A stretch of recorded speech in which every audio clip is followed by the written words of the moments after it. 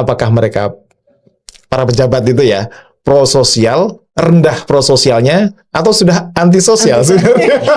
Mereka ini kan seharusnya yang lebih bijak, lebih wise menghadapi permasalahan-permasalahan ini. Menghadapi permasalahan-permasalahan Indonesia yang cukup carut marut ini dengan kerjasama, sebenarnya hal-hal seperti itu tidak akan terjadi. Bisa diantisipasi lah. Ketika si anggota DPR itu ngomong, Pak Sahrun itu ngomong kata TOLOL itu, Iya, benar. Itu kan dia kelihatannya efikasi dirinya tinggi. Iya. Tapi di balik itu sesungguhnya jangan-jangan efikasi dirinya rendah. Karena itu akibatnya kan sangat tidak prososial gitu. Iya. Ditantang debat sama siapa yang dari Jerman itu, yang diaspora Indonesia. Iya, diaspora. Baru kemudian agak saya ini orang bodoh, nggak mau saya bayar di depan gitu. 180 derajat. Sudah menyasar kepada oknum-oknum tanda petik ya, orang-orang tertentu yang dianggap sebagai sebenarnya bukan dia sumber masalah, tapi pemicu masalah. Kemarin kan salah satu juga pemicunya itu kan gaji tunjangan anggota DPR mau dinaikkan, meskipun belum ya, tapi itu kemudian dikonfirmasi dengan yang lain, pernyataan satu sama lain yang berbeda. Itu kan seperti tadi menyinggung sensitivitas masyarakat yang gajinya itu ya Allah. Driver ojol berapa sih perharinya gitu dibandingkan anggota DPR gitu. Jadi yang awal-awalnya ini masih murni pergerakan masyarakat atau yang sering sekali disebut dengan modal sosial, jadi begitu ini ditumpangi akhirnya sudah jadi terkontaminasi.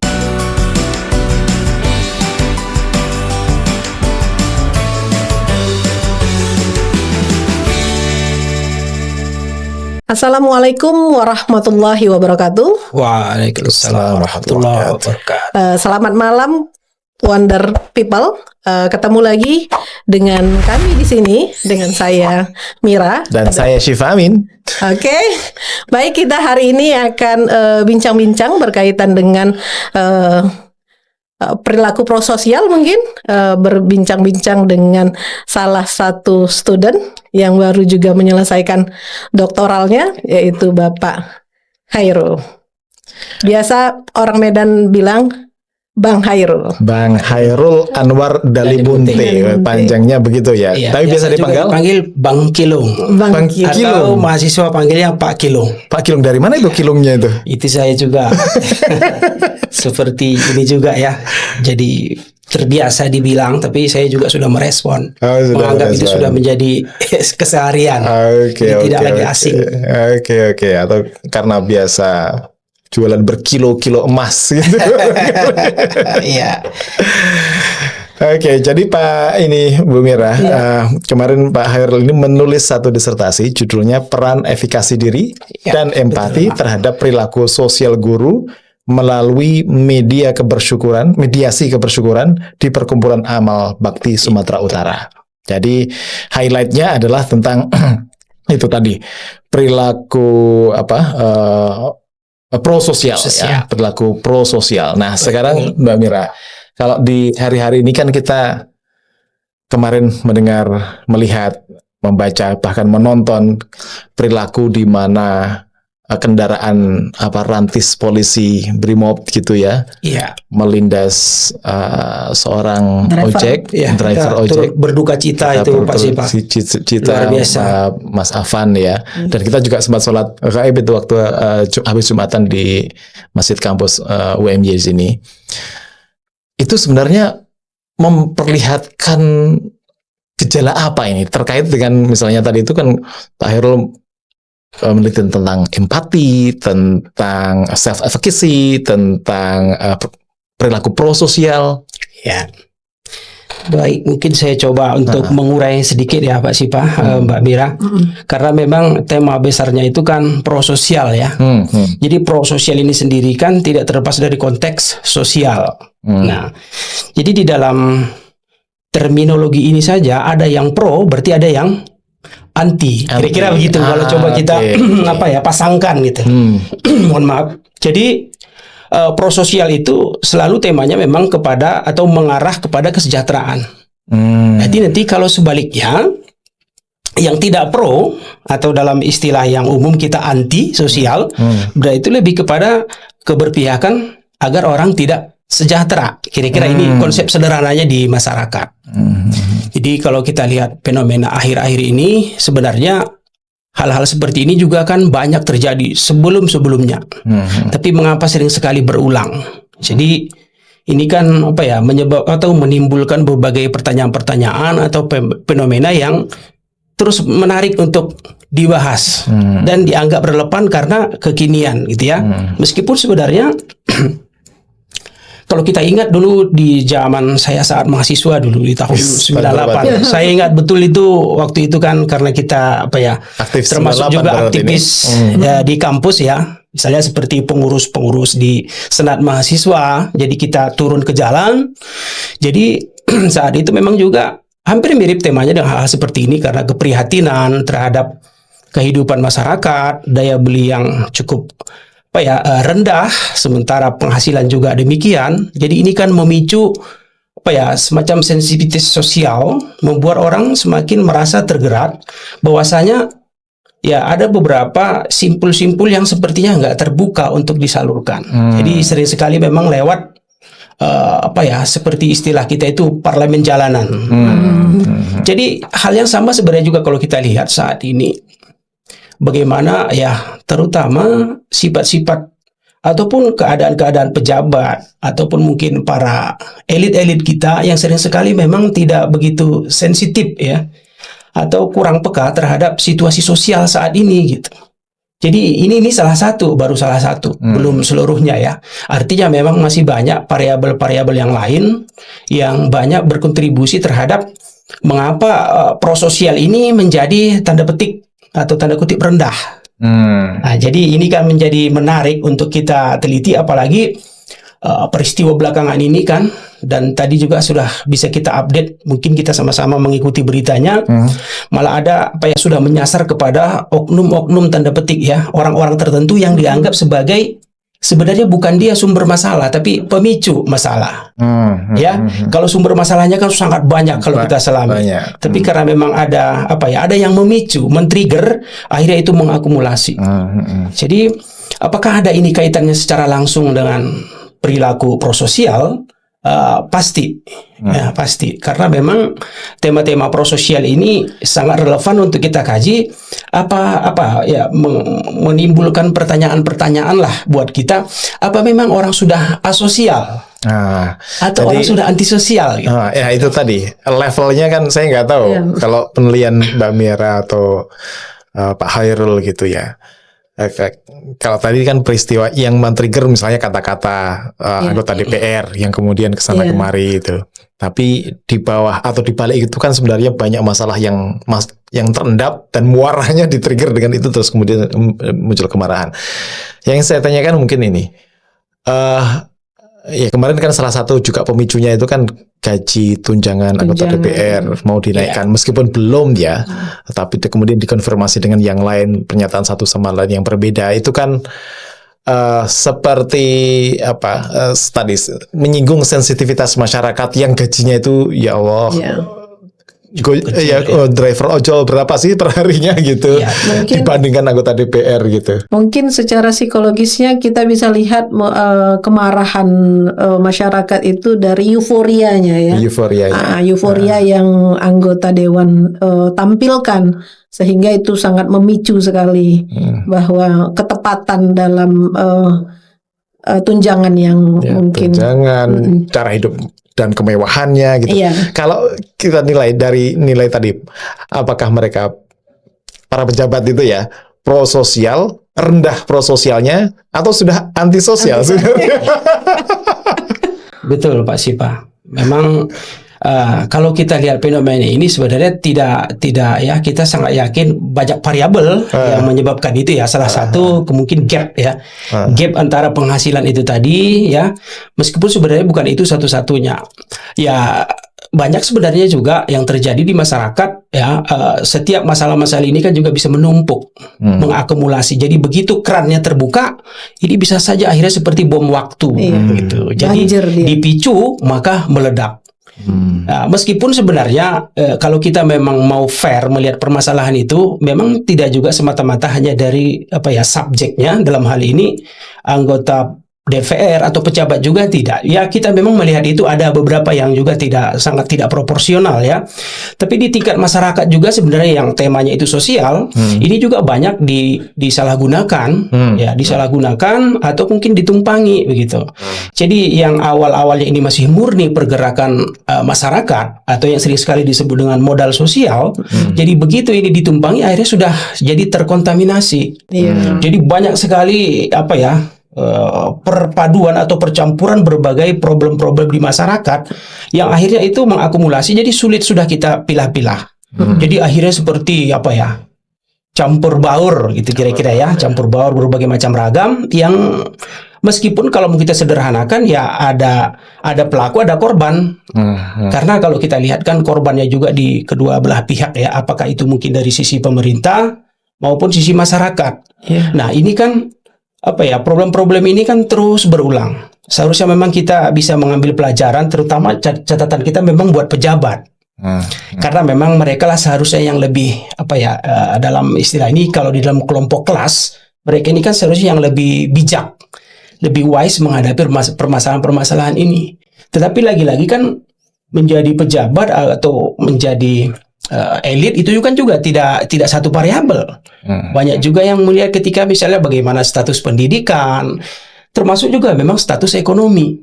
Dan kalau dari riset-riset yang kemarin saya lakukan, Bon, misalnya beberapa fenomena-fenomena itu dikatakan semata-mata karena uang juga tidak. Dia tidak bukan tunggal, kira-kira begitu. Dia tidak tunggal. Banyak hal-hal yang menyebabkan itu. Banyak faktor. Banyak faktor. Jadi ya salah satunya ya memang tadi karena itu ketidaksensitivitas kita itu. Jadi dalam hal ini mungkin ya yang kalau di dalam riset saya misalnya itu berkaitan dengan empati. Empati. Jadi ketika memang empati ini semakin terkikis atau menurun, ini juga memang berdampak kepada orang kurang peduli. Kurang peduli. Kepedulian itu adalah wujud dari prososial tadi itu. Iya. Kepedulian itu kan menjadi salah satu bagian bagaimana orang menjadi prososial, meskipun sebenarnya banyak variabel selain itu. Misalnya contoh di prososial itu juga ada istilah, bukan istilah ya, salah satu aspeknya itu adalah bekerja sama. Bekerja sama. Memang yang itu hal-hal yang paling biasanya lebih dominan. Jadi kalau kita bisa melihat menghadapi permasalahan-permasalahan Indonesia yang cukup carut-marut ini dengan kerjasama, sebenarnya hal-hal seperti itu tidak akan terjadi. Bisa diantisipasi lah. Artinya dinilai ini kurang kerjasama. Iya, salah satu dari konteks prososial itu. Jadi itu yang menyebabkan akhirnya memang kerjasama itu kan juga artinya ada orang secara bersama-sama bekerja, misalnya gitu, menghadapi permasalahan-permasalahan yang terjadi. Namun yang kita lihat kerjasama itu minim dan masing-masing ya sibuk dengan timnya, golongannya, kelompoknya. Jadi di dalam tema sosial yang lebih luas sebenarnya hal-hal itu seharusnya bisa dilebur. Misalnya contoh yang paling sederhana, kalau kita nonton main bola nih, bola kaki atau sepak bola. Begitu dia misalnya Persebaya main dengan Persib, PSMS Medan. PSMS Medan juga ya. PSMS Medan misalnya dengan PSPS Pekanbaru. Atau Semen Padang misalnya kan. Jadi yang PSPS Medan itu dengan fansnya akan merasa kohesivitasnya kuat. Yang Padang juga demikian. Kalau ini bertemu, ya biasanya memang ada in group out group, ya. Jadi itu akan semakin tinggi konstelasinya atau kompetisinya. Tapi sebenarnya begitu pemain-pemain ini direkrut menjadi pemain nasional, lalu mereka bermain melawan Malaysia, beda lagi. Ini bisa bersatu. Jadi seharusnya kan resep-resep yang begini itu bisa kita terapkan di dalam masyarakat. Bagaimana misalnya mengeliminir problem-problem itu supaya bisa lebih tujuan prososial itu bisa tercapai gitu ya. Jadi bisa menemukan titik temu di mana semua elemen masyarakat bisa bekerja sama untuk mewujudkan cita-cita bersama gitu kira-kira ya. Sehingga identitas yang sifatnya mikro, lokal tadi itu bisa lebur gitu di konteks untuk kepentingan yang lebih besar, yang lebih jauh, yang lebih luas ya. Karena sebenarnya kita kan sudah diajarkan oleh nenek moyang ini Pak Sipa mengenai konsep Bhinneka Tunggal itu sendiri kan. Meskipun memang masih banyak juga yang meragukan itu ya. Ya artinya mana mungkin kita bisa bersatu dari beraneka ragam, tapi tantangannya justru di situ. Di situ keragaman ini kalau di manajemen dengan baik, sebenarnya ini sumber gitu atau modal. Karena kebanyakan orang memang melihat, apalagi dari ilmu sosial, modal itu kan bukan hanya sekedar uang. Jadi pertikaian antara gaji ini pun sebenarnya nggak semata-mata berdiri sendiri. Boleh jadi memang di masyarakat terjadi kecemburuan sosial, bukan hanya mungkin dari gaji. Dari gaji, ya, saya juga melihat itu. Tetapi ada faktor-faktor lain yang sering sekali membuat disparitas atau gap itu menjadi sangat besar. Jadi akhirnya in group out group terbentuk. Ini orang kita, itu orang kamu. Jadi akhirnya ini terus dipertentangkan. Akhirnya menjadi seperti penjajah yang zaman dulu kan, cara mudah mengalahkan kita hanya dengan DPD Dempera. Cukup mereka pecah belah, mereka aja yang capek berantem sama segala, kita tinggal nonton. Jadi ini kan sebenarnya sudah artinya kenapa diawali tadi yang saya sebutkan sudah sering terjadi gitu, Pak Syuka.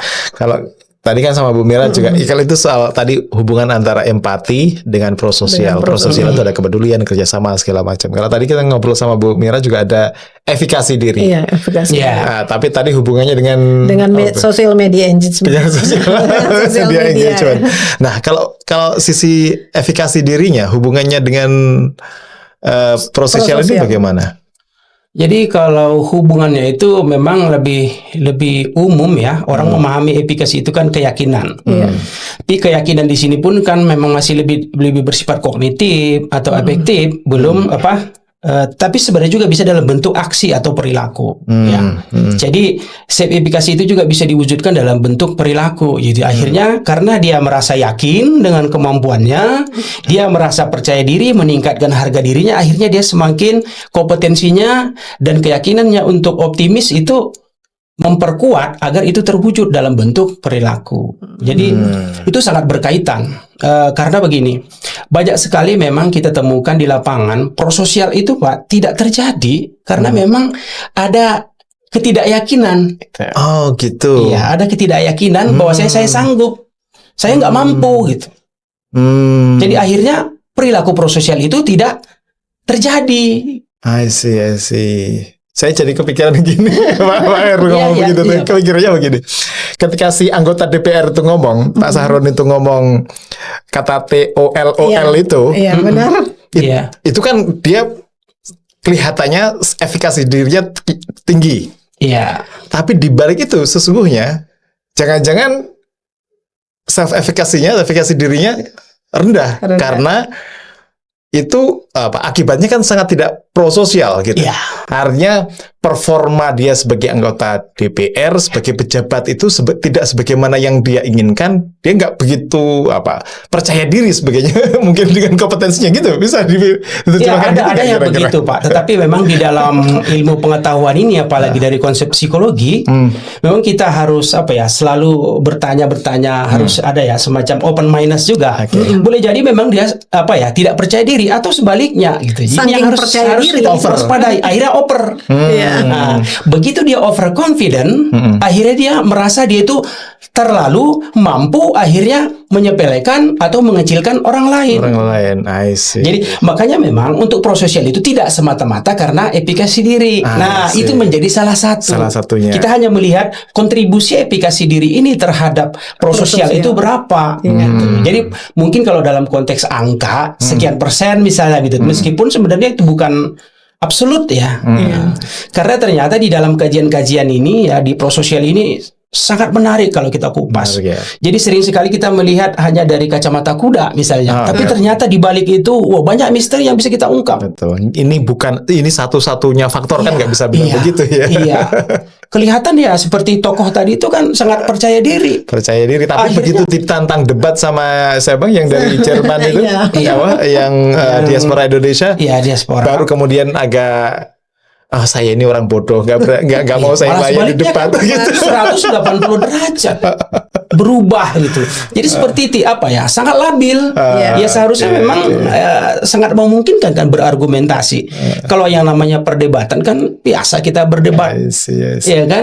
Jadi boleh jadi mungkin di situ tadi efikasinya mengenai perdebatan minim atau rendah. Jadi di situ pentingnya memang ilmu pengetahuan untuk mendeteksi itu. Jadi kita memang secara sederhana bisa kita lihat, oh ini begitu, tetapi begitu itu kita telusuri, atau istilah di psikologi itu ada atribusi sosial.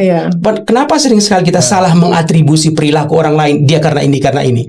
Ya karena memang ternyata itu perlu suatu peristiwa itu biasanya juga didukung oleh peristiwa-peristiwa berikutnya atau yang sebelumnya. Jadi tidak ada yang berdiri sendiri. Nah, disitulah bagaimana kita melihat ini secara berkelanjutan, saling mempengaruhi, terutama untuk proses sosial itu memang salah satu dipengaruhi oleh efikasi. Saya kasih contoh misalnya Pak Sipa. Kalau tadi berkaitan dengan ekonomi. Kalau secara ekonomi dia mampu, ya artinya kan dia berkecukupan.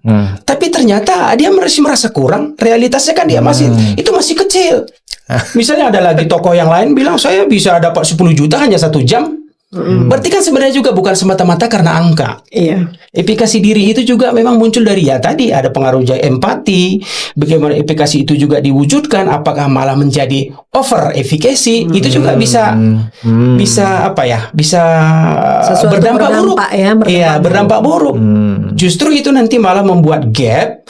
Akhirnya dia menjadi jauh. Dan ini irisan-irisan sosial ini agak kurang bisa menyatu dia atau melebur. Karena gap itu cukup ini gitu. Karena ya menariknya kan kalau ini hanya dilihat memang dari segi uang saja atau angka, tetapi ternyata begitu ini kita selami problem-problem sosial ini, banyak lapisan seperti gunung es. Yang kelihatan hanya puncaknya aja, tapi begitu ditelusuri dalam luar biasa. Terlalu banyak ya. Mungkin harus sekolah lagi nanti. Mungkin itu Pak. Karena begitu banyaknya fenomena masyarakat ini yang kita temukan. Dan kita harus punya kontribusi memang untuk itu kan. Jadi ini kan penelitiannya di Medan ya. Kita ngomong kemana-mana di Medan. Iya, di Medan. Kalau temuan Bang Khairul nih, kan tadi antara efikasi diri dan empati, pengaruhnya perannya terhadap sosial itu. Kalau di orang Medan lebih kuat mana ini? Jadi temuan. Kalau temuan itu yang lebih kuat itu empati. Memang secara konsep juga perilaku prososial itu sangat dekat dengan empatinya. Jadi Bang Khairul bisa bilang bahwa orang Medan empatinya cukup tinggi. Cukup tinggi ya. Cukup tinggi. Karena memang Medan ini kan juga punya khas ya Pak Sipa. Karena dari segi kajian-kajian antropologi juga Medan ini kan sebenarnya tidak ada etnik yang dominan di sana. Tadi Bang Khairul mungkin kita bicara tentang prososial yang sekarang isunya lagi ini ya. Dengan tadi kaitannya dengan disertasi Bang Khairul atau tulisan Bang Khairul.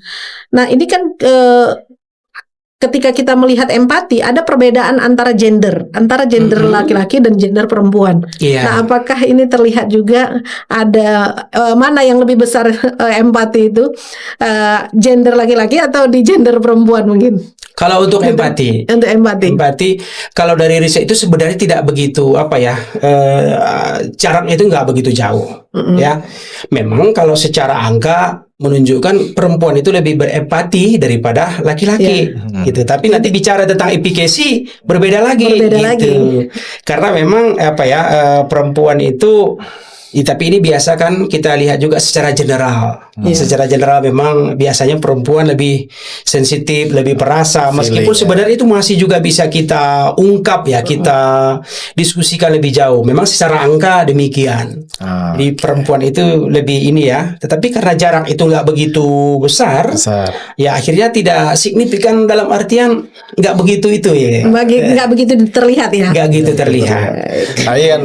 Ini maaf ya. Ini kan konteksnya guru ya yang diteliti. Iya, betul. Tapi kalau konteks di jalan, misalnya kalau berempati, saya ke Medan itu, orang Lakson itu nggak peduli laki-laki atau perempuan.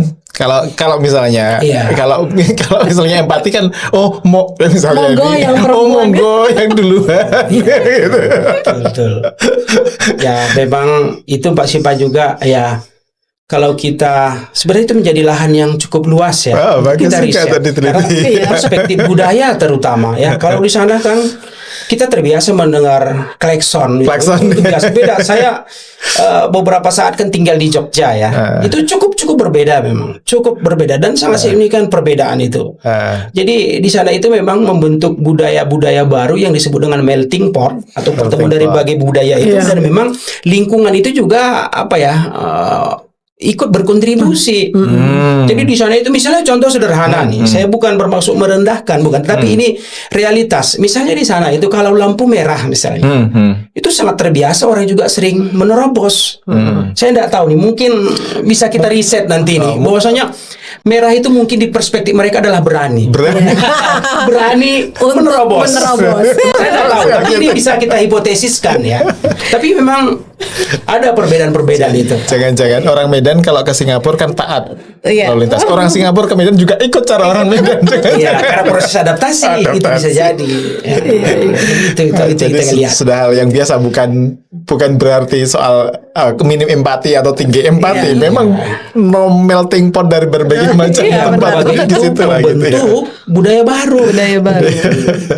Sebenarnya bisa diriset. Misalnya hasil-hasil riset psikologi juga bisa memprediksi, misalnya hanya dengan cuaca saja kita bisa memprediksi berapa detik dia akan mengklekson. Iya. Jadi itu tuh sering sekali karena psikologi itu sering eksperimen ya. Gitu ya. Iya.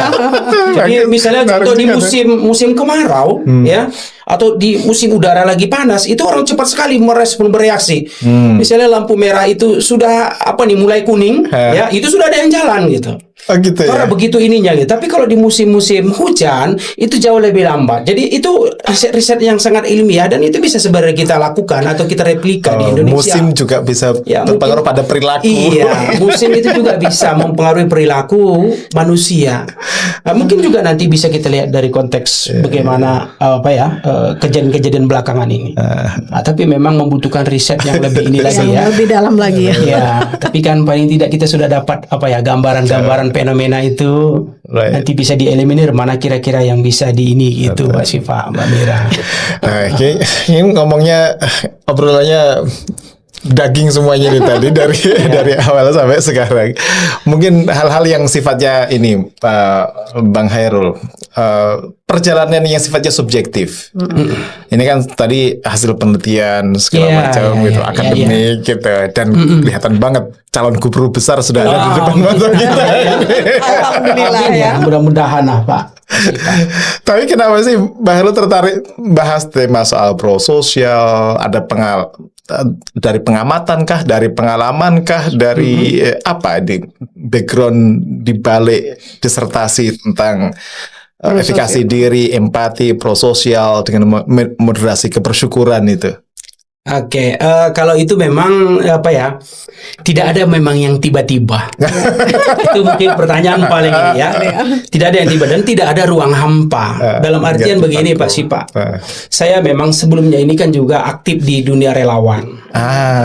Jadi biasa itu kalau kalau tidak rela melawan.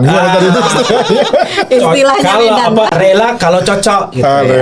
Kalau nggak cocok melawan. Makanya rela dan melawan. Jadi itu hal yang ini. Jadi mungkin ini hal-hal atau peristiwa-peristiwa yang tersusun yang mendasari saya juga akhirnya mengambil tema-tema prososial. Jadi kira dunia relawan, saya juga kan aktif di Palang Merah ya sampai saat ini. Dan saya ada juga beberapa tahun itu aktif di program-program kemanusiaan saat di Aceh, di Padang. Di sini juga tahun 2010 saya pernah ke Bantul memberikan pelatihan psychological first aid ya, pertolongan pertama psikologi. Saat itu ada tsunami waktu itu, tapi kecil, tidak begitu skalanya cukup lokal, tapi kita membantu adik-adik relawan untuk meningkatkan kapasitas, terutama dari capacity building psikologinya gitu. Tapi psikologinya ini juga bukan dalam konteks yang lebih medis atau klinis, tapi lebih ke gitu tadi tema-tema sosial.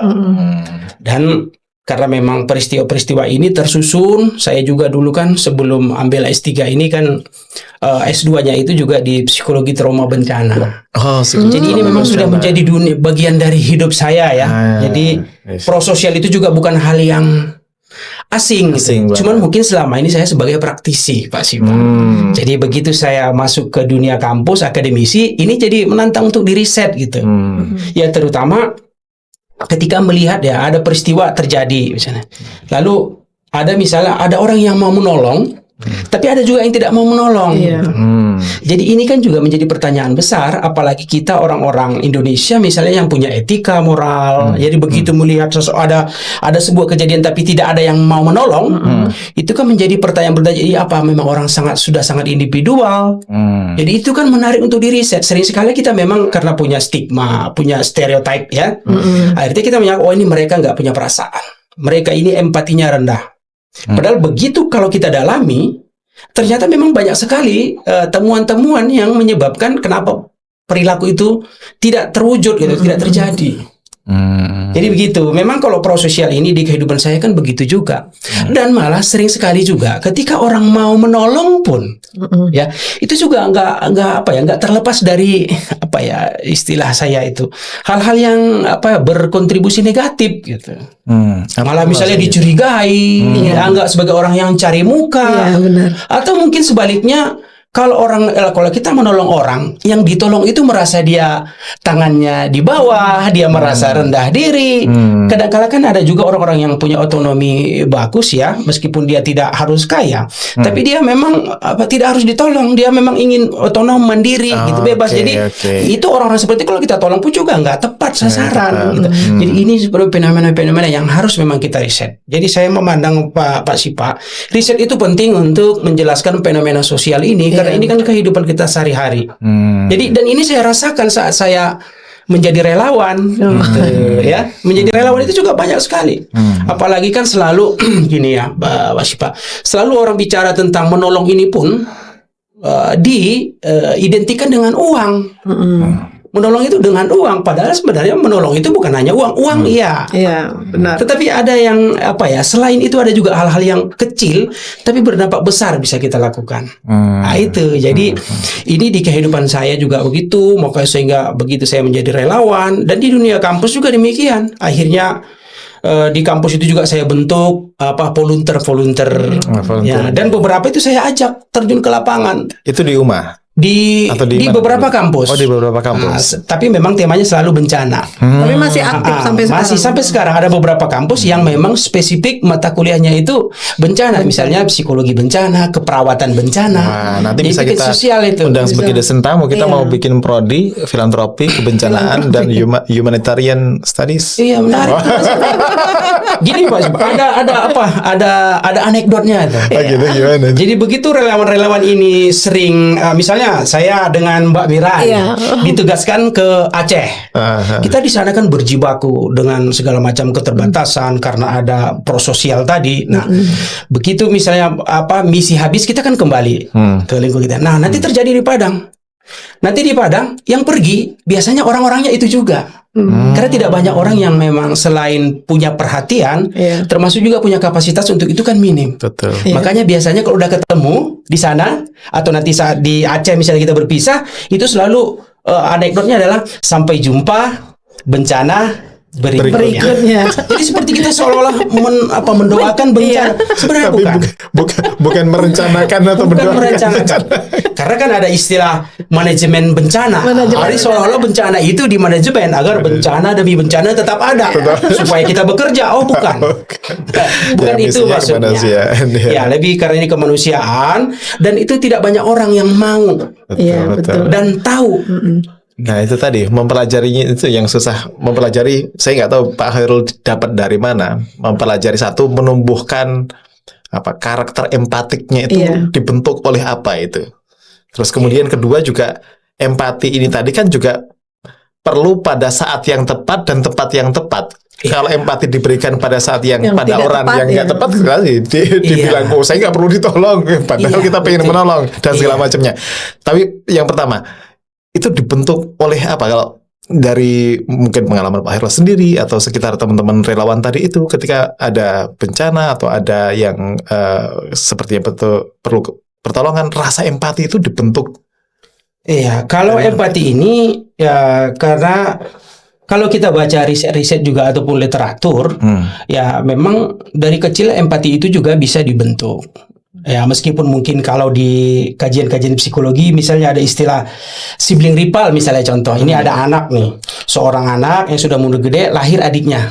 Itu kan sibling rival. Itu biasanya Sibling kompetisinya rivalry, tinggi karena memang mereka ada kecemburuan terhadap saudara, gitu ya. Rivalitas ya. Rivalitas. Tetapi nanti ada kalanya orang tua mengajarkan itu adikmu, kamu harus toleransi, kamu harus sayang. Jadi itu memang dari keluarga juga sudah terbentuk. Apalagi kita Pak Sipa, orang-orang Indonesia ini kan termasuk keluarga besar. Di rumah itu kan ya mangan orang mangan, yang penting ngumpul. Meskipun itu tidak bisa dibenarkan 100%, ya. Jadi banyak anak, banyak rezeki. Ini kan hal-hal yang memang ada ya, menjadi legenda di kita. Meskipun itu tidak semua itu benar. Tapi empati itu bisa ditanamkan dari kecil dan oleh orang tua, termasuk juga lingkungan. Nah, apalagi kita orang-orang Indonesia yang sangat religius. Agama juga kan sering mengajarkan itu. Bagaimana kita supaya, misalnya di riset saya itu juga saya tambahkan terutama kajian-kajian Islam mengenai empati itu, Pak. Jadi bagaimana misalnya satu tubuh ketika rasa sakit, tubuh yang lain juga ikut kontak. Mengadu, merasa sakit juga. Itu seperti itu, Pak. Jadi itu juga banyak membentuk kita empati. Jadi kalau saya melihat ini kombinasi. Meskipun kadang-kala ada orang yang empati meskipun di rumah itu tidak ditanamkan, tetapi dia dapat dari tempat lain.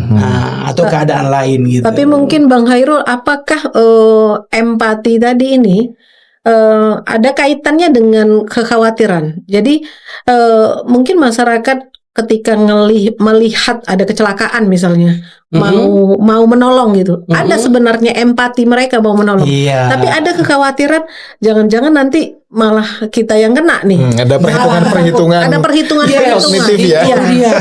Nah, apakah itu? Iya, sering sekali kita melihat orang-orang yang begitu tidak berempati. Nanti dulu, mohon bersabar. Ini ujian, gitu ya. Artinya belum tentu dia tidak punya empati. Sering sekali memang empati itu di tingkat kognitif dan afektif. Jadi di dalam perilaku sering sekali tidak terwujud. Karena ada beberapa hal. Benar. Ada beberapa hal yang bisa saja menghalangi itu.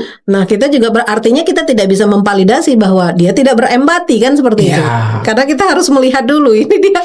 Mungkin secara shortcut ya, atau istilah-istilah psikologi itu berpikir heuristik gitu, berpikir pintas. Ya, boleh jadi kita memang mengatakan dia tidak berempati. Jadi itu juga tidak salah karena itu kan cara-cara pintas itu juga sering kita gunakan di dalam kehidupan sehari-hari. Namun di dalam kajian-kajian apalagi seperti kita orang-orang yang memang suka meriset gitu, itu kan menjadi menarik. Iya begitu gitu. Harus ada semacam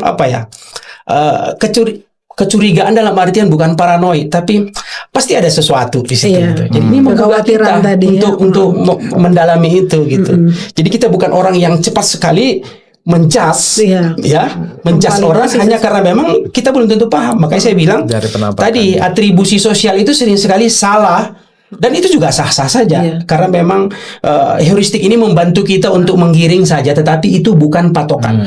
Nah, mungkin itu bisa menjadi sebuah stimulus ya ketika kita melihat kejadian. Nah, kita menyatakan memvalidasi itu bahwa tidak memiliki empati. Tapi kata tidak memiliki empati ternyata itu bagian daripada stimulus untuk mendorong orang lain melakukan empati malahan. Nah, itu bisa jadi seperti itu mungkin. Bisa jadi. Dan juga gini, kadang kan misalnya orang kecelakaan, ya tergantung tingkat keparahannya. Kita punya empati yang tinggi untuk menolong. Langsung menolong. Tapi kalau kita nggak punya cukup kompetensi, jangan-jangan empati kita malah mencelakai orang itu. Bisa jadi seperti itu. Kalau yang sadar, ini serius ini. Empati pertamanya bukan langsung ke korbannya, cari pertolongan tempat lain gitu kira-kira. Disitulah pentingnya sebenarnya efikasi. Kalau dia punya kompetensi, punya keyakinan, itu akan cepat terwujud. Ada kombinasi itu jadi. Misalnya contoh begini Pak Sipa, dia punya kemampuan PP itu pertolongan pertama. P3K. P3K itu bagian dari PP. Karena kalau kita itu juga mengenal PP itu juga psychological first aid, pertolongan pertama secara psikologis. Kalau itu tadi kan dia medis, terutama melakukan membalut luka atau memastikan belum ada yang patah atau berfungsikah kesadarannya, itu kan di awal kan harus melakukan itu. Jadi karena menolong ini kan juga ada tahapan-tahapannya. Betul. Ini juga kajian yang cukup panjang ini sebenarnya di psikologi. Misalnya contoh nanti gini, ada orang yang hanyut nih, dia ingin menolong, dia punya empati, tapi nggak bisa berenang. Kan konyol gitu. Jadi ini hal-hal yang sehari-hari kita rasakan. Iya benar. Jadi saya hanya mengingatkan terutama pemirsa bahwa saya jangan terlalu dini menyimpulkan seseorang itu berempati atau tidak, efikasi atau tidak, atau prososial atau tidak. Ya, karena memang kita harus mengkaji ulang lagi, apalagi mungkin seperti kita yang sudah terbiasa, ya harus mengkaji itu gitu. Pasti ada di balik itu yang mungkin harus kita ungkap. Banyak faktor yang mempengaruhi. Tapi kalau awam saya pikir itu hal yang wajar saja ya, karena memang awam, tetapi ya kita berharapkan terutama lewat hal-hal seperti ini itu kan disosialisasikan supaya orang punya pengetahuan, pemahaman dan punya kesadaran gitu. Untuk mengukur itu kira-kira gimana gitu. Jangan-jangan nanti kalau saya tolong orang melihat saya mau menyelamatkan dompetnya bukan menyelamatkan orangnya gitu. Nah, jangan-jangan kita harus dekat-dekat dengan Bang Hairul ini biar kita ketularan empatinya. Insya Allah maunya begitu lah. Gitu, ya. Supaya kita berkolaborasi kan, karena itu memang modal sosial ya, kekuatan-kekuatan kita yang bisa kita ini. Artinya itu bisa dilatih, bisa ditingkatkan, tidak ada yang statis. Benar, saya rasa begitu. Nah, saat ini kita keren ini obrolan panjang ini bisa mencapai 1 atau 2 jam obrolan ini ya.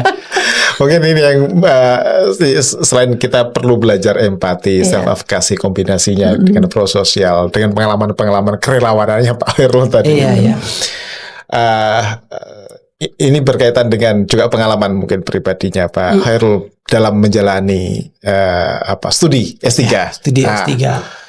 Selain tema-tema tentang itu tadi, saya nggak tahu ada hubungannya dengan empati atau tidak. Iya. Kalau yang dirasakan Pak Hairul, sumber kekuatan yang Bang Hairul punya untuk menyelesaikan S3, menulis disertasi sampai selesai dengan berbagai macam tantangan yang dihadapi baik secara fisik maupun mental, itu apa? Wah, itu ya kalau saya sih bukan menganggap saja ya, tapi mengalami bagaimana pergulatan itu, ya ini memang bentuk ujian, ujian yang harus saya hadapi. Jadi kalau saya Pak Sipa memahami ujian-ujian itu ya seperti misalnya begini, kita dikasih nih materi pertemuan misalnya seperti perkuliahan, 7 pertemuan nih. Nah, kamu kan sudah dapat konsepnya gitu. Untuk memastikan konsep ini paham atau tidak, sudah disimpan atau tidak, dimengerti atau tidak, nanti untuk perbuatan mungkin nanti dulu. Tapi paling tidak itu kan harus diuji. Nah, jadi saya pun terutama ketika memang ambil psikologi ini misalnya dari S1 saya psikologi, terus S2 saya itu kebetulan kekhususan trauma bencana trauma bencana, dan itu memang juga dapat bantuan beasiswa Pak Sipa. Jadi itu terutama yang paling saya ingat dulu saat sebenarnya saya dulu sudah ambil antropologi dan itu lagi tesis ya, lagi penelitian S2-nya. Tapi begitu terjadi peristiwa di Aceh, saya harus ke sana. Nah, saat itu saya sedang menulis. Nah, itu peristiwa tsunami. Itu mungkin di S2-nya ya. Jadi begitu saya ke sana, itu sulit untuk kembali ke Medan untuk menyelesaikan itu. Akhirnya itu tertinggal. Sebenarnya yang mengharuskan ke sana itu institusi orang lain atau itu panggilan jiwa? Ya, kalau yang akhirnya memang institusi. Karena saya sudah berkomitmen tanda tangan. Kalau tadi karena memang panggilan jiwa, ya saya memang sebelumnya itu juga ini kan karena kita sudah kontrak dan kebetulan kan saya juga dengan itu ya Palang Merah luar ya. Itu sudah di Palang Merah. Sudah Palang Merah Turki, bulan sabit Turki itu 6 bulan, dengan Denmark itu ada 3 tahun. Jadi ini kan ya saya kan juga harus profesional dalam hal itu. Jadi konsekuensinya itu itu membuat saya waktu itu down. Gagal studi saya.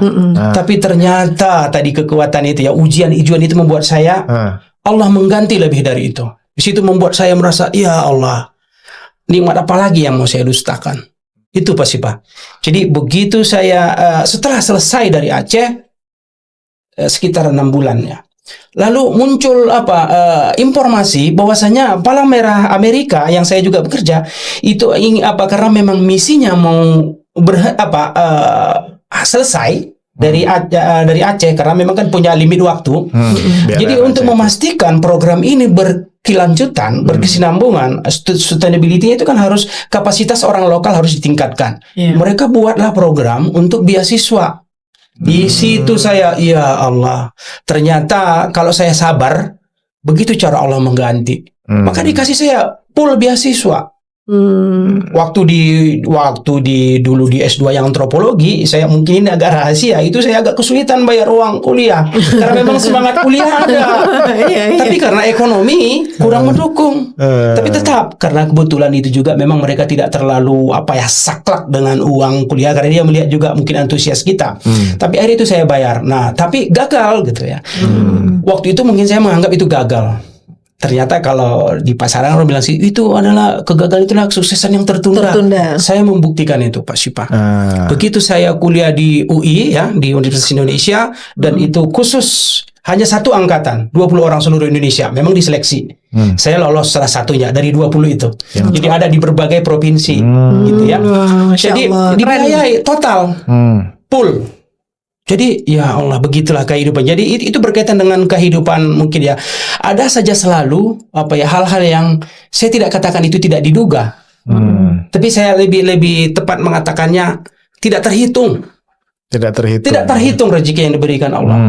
Jadi kalau saya hitung-hitungan, waduh rugi kali saya kemarin, juga saya kejar di sana kemari. Tapi ternyata Allah menggantikan. Memang jalannya begitu ya. Meskipun kelihatan mentok di satu jalan, jalan-jalan yang terbuka lebar gitu ya. Karena memang Pak Sipa di lokasi bencana itu ada istilah survivor. Jadi istilah kita Indonesia penyintas. Jadi begitu saya mentok, saya akan mencari jalan. Ketemu jalannya, ketemu rumusnya. Ternyata begitu caranya Allah itu. Jadi saya tinggal wah. Jadi nggak bisa dihitung saking ininya. Gitu Pak Sipa. Jadi akhirnya itu yang membuat saya tetap berini S2 selesai, terus ya saya akhirnya ini juga kan S3 ini karena biaya sendiri juga kan. Itu juga kalau hitung-hitung karena gini Pak Sipa, usia kan saya juga bukanlah sudah hitungan terlambat sebenarnya kalau untuk usia dalam tataran umum lah ya, atau ukuran umum. Tidak ada kata terlambat untuk belajar. Tapi begitu kita dari buayan sampai liang lahat, kenapa tidak? Saya tetap melakukan. Meskipun memang saya sudah memprediksi konsekuensinya apa hambatannya, misalnya contoh kesehatan fisik ya. Jadi ini pasti akan saya hadapi atau saya alami gitu. Tapi ya berbekal tadi ini ya kalau istilah psikologi sih seperti hardiness gitu, ketangguhan, resilient, begitu mengalami loncatannya seperti pegas. Jadi itu memang teori-teori itu membantu saya juga Pak Sipa. Jadi psikologi ini itu senjatanya salah satunya ini. Jadi psikologi itu kalau orang bilang bukan hanya untuk Anda, tapi untuk kita semua. Jadi bagi belum yang tahu ya, jadi Pak Khairil ini menjalani S3 itu yang saya lihat pernah mengalami sakit, bahkan susah jalan, bahkan nggak bisa jalan ya, ke rumah sakit bolak-balik. Saya di ICU juga 10 hari.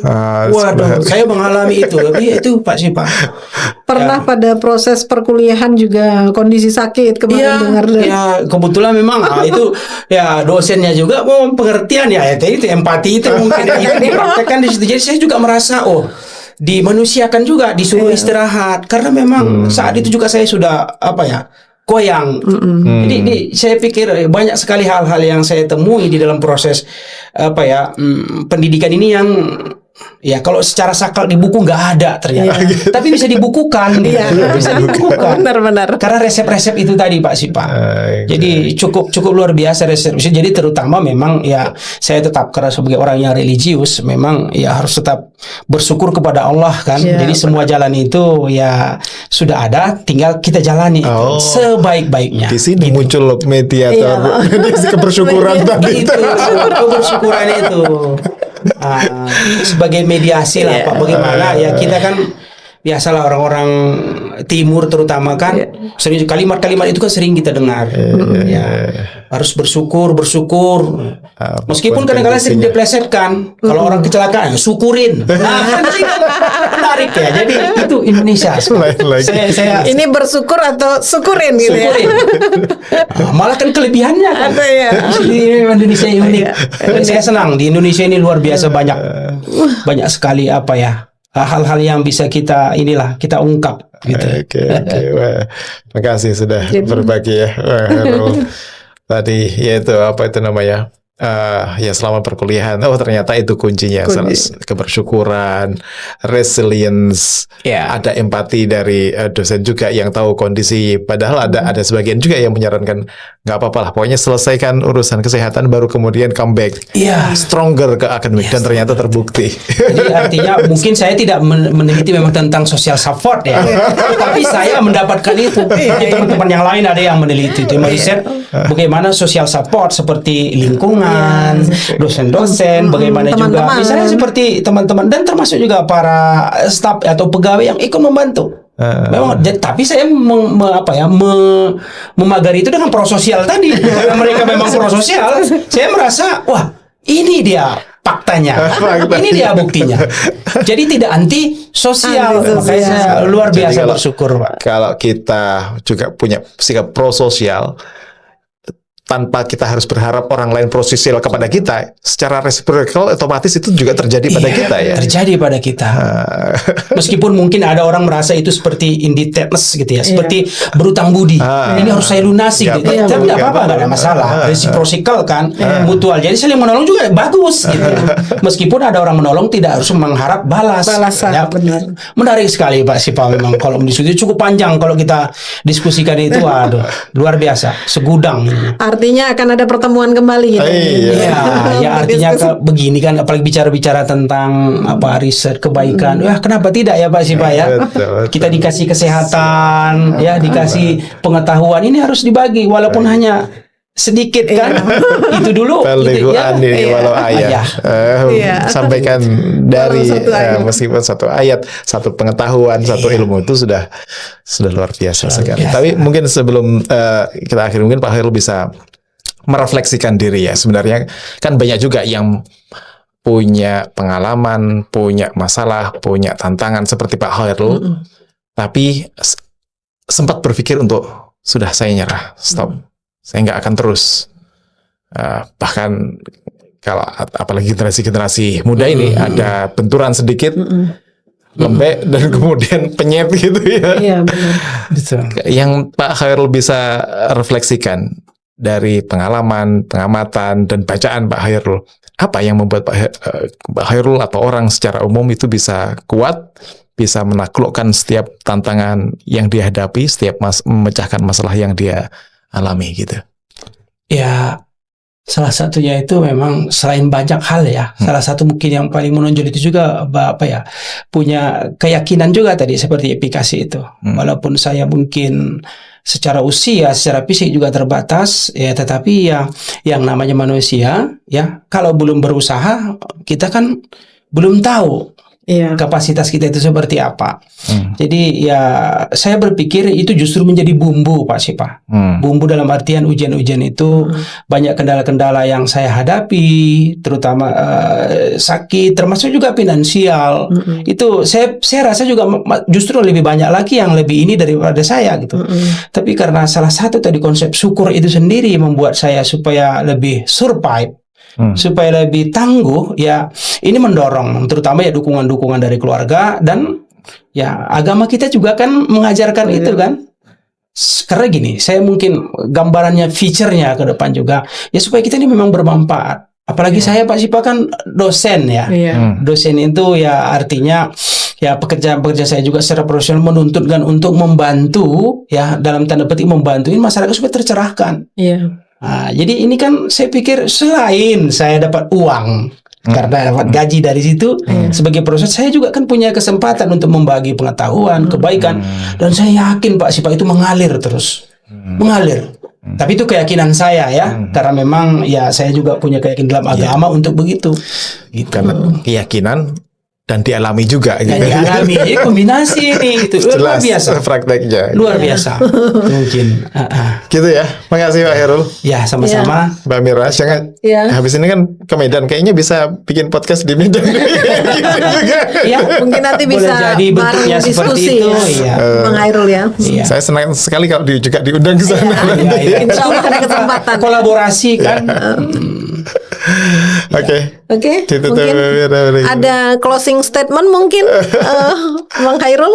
Ya, to be continue ya. Kalau saya berpikir ya, memang paling tidak hari ini kita bisa, selain ini sarana saya juga untuk mengekspresikan, baik itu pengalaman-pengalaman, Pak Sipa, ini terima kasih atas kesempatan yang diberikan ini ya. Artinya ini tidak selalu ada. Iya, saya juga sama. Terima kasih sekali atas sharingnya. Iya, artinya ini juga kesempatan kita untuk berbagi, sharing pengalaman. Ya mudah-mudahan nanti orang yang mendengar, melihat, meskipun mungkin ada kekurangan, tapi saya pikir ini sebuah keniscayaan, ya. Ada nilai baik ada yang nilai diambil. baiknya nanti bisa diambil ya. Tapi kalau yang buruknya itu dari saya.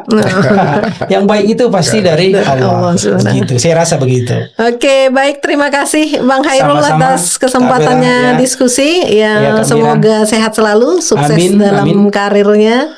Sampai ke Medan, salam juga dengan teman-teman mungkin.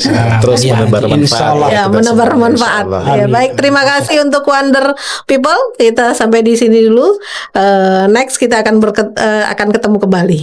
Assalamualaikum warahmatullahi wabarakatuh.